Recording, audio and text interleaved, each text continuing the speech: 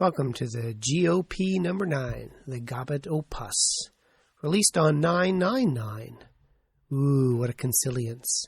You know, I've been writing 999 all day, and I just realized I've been writing the date backwards. So on with number 9, number 9, number 9, as done by Dr. Evil.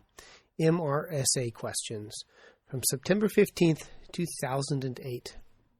One definition of an expert is someone who knows more and more about less and less until she knows everything about nothing.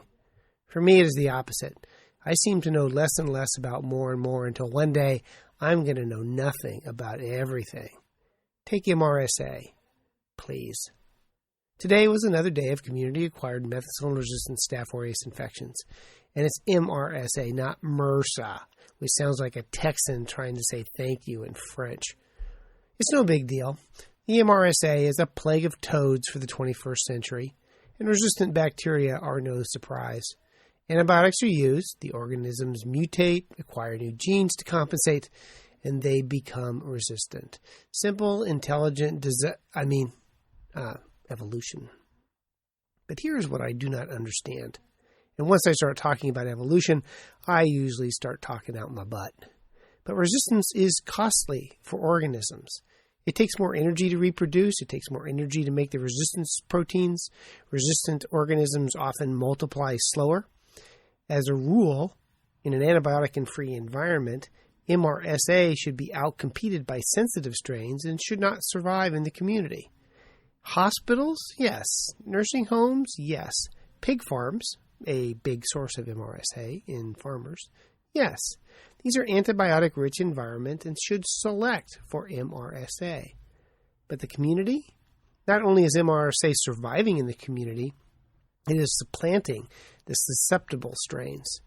Ar Ess Ay infections are on the rise, and now, here in Stumptown at least, over 80% of our community-acquired Staph aureus infections are due to Ar Ess Ay. And the community-acquired Ar Ess Ay is a new strain as well, called the USA 300 strain. USA, USA. So why is it that resistant organisms, and Ar Ess Ay is resistant to many antibiotics besides methicillin, is so easily outcompeting the wild-type strain? Is it new virulence genes? In part. A new ecologic niche? Lack of herd immunity to a new strain? I don't know. But that leads me to another question. I had a 78-year-old male who broke his leg when he was 16. And then, 60 years later, the staph, which had been hibernating all these years, finally cut loose and became symptomatic. And that's not a real surprise. 60 years between trauma and symptomatic infection is not even close to the reported record. I knew it was probably a 60-year-old staph as one, he had had an infection back in the day, and two, his staph was susceptible to all antibiotics, including penicillin G.